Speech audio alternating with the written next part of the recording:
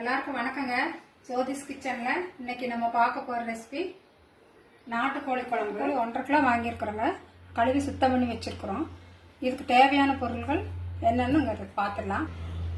தக்காளி 3, சின்ன வெங்காயம் 350 கிராம், வரமிளகா ஒரு 12 மிளகாய் வச்சிருக்கேன், ஜீரகம் 2 ஸ்பூனு, சோம்பு 1.5 ஸ்பூனு, வெந்தயம் ஒரு 1/2 ஸ்பூனு, கசகசா சிறிதளவு, மிளகு 1.5 ஸ்பூனு, பட்டை கிராம்பு சிறிதளவு, மல்லி ஒரு 6 ஸ்பூனு, இஞ்சி பூண்டு 50 கிராம், கம்மியாக இருக்க கொஞ்சம் 40 கிராம் வரும், கருவேப்பிலை ஒரு கைப்பிடி,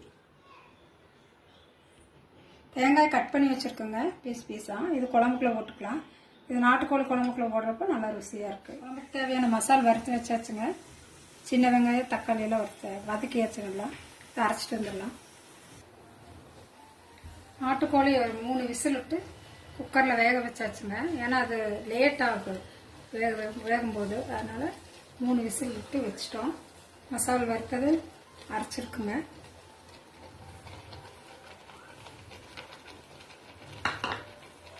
வெங்காயம் தக்காளி இஞ்சி பூண்டு எல்லாமே அரைச்சிருக்குங்க.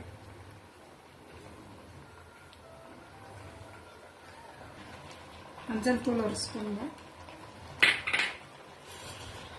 தேவையான அளவு உப்பு போட்டுக்கலாங்க. மிக்ஸில் மசாலா அரைச்சது எல்லாம் கழுவி அந்த தண்ணிங்க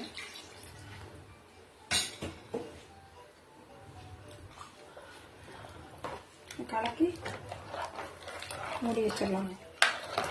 இறக்குறப்ப நல்லெண்ணெய் ஊற்றி மல்லி இலை போட்டு இறக்கிடலாங்க. அவ்வளோதான். தேங்காய் பீஸு கட் பண்ணி வச்சுருக்குங்க.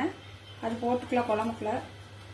அது நல்லா வெந்து வந்தோன்னா, சிக்கன் நல்லா வெந்து வந்தபோது நல்லா அது ருசியாக இருக்குது. சிக்கனை அது கடிச்சு சாப்பிட்றப்ப நல்லா ருசியாக இருக்குது. அதனால் தேங்காய் போட்டிருக்குங்க.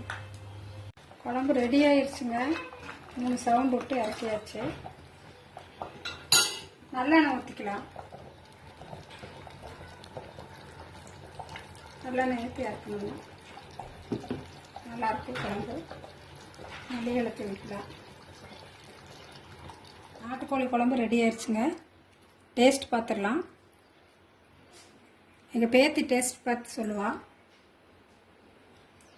குழம்பு சூப்பராக இருக்கு. உங்களுக்கு பிடிச்சிருந்ததுன்னா லைக் பண்ணுங்க, ஷேர் பண்ணுங்க, கமெண்ட் பண்ணுங்க.